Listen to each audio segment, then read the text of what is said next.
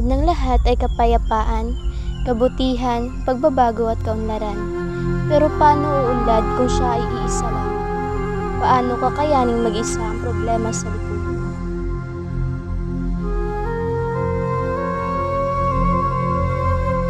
Hinaing ng mga tao, paano tutugunan?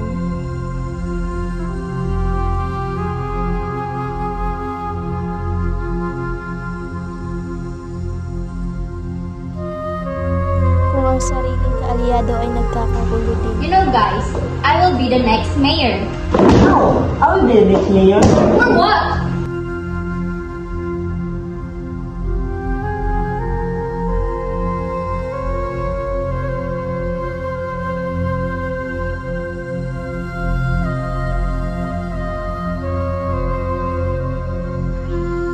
Tila nalilimutan na ang naunang tungkulin sa bayan.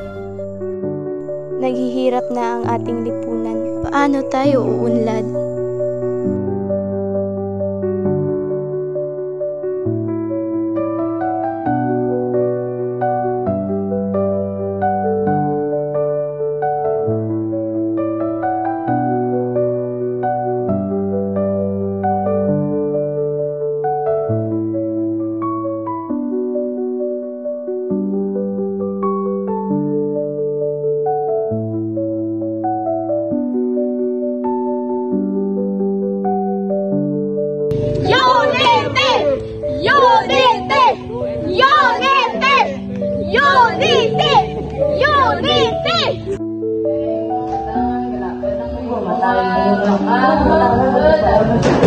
Both of you, stop!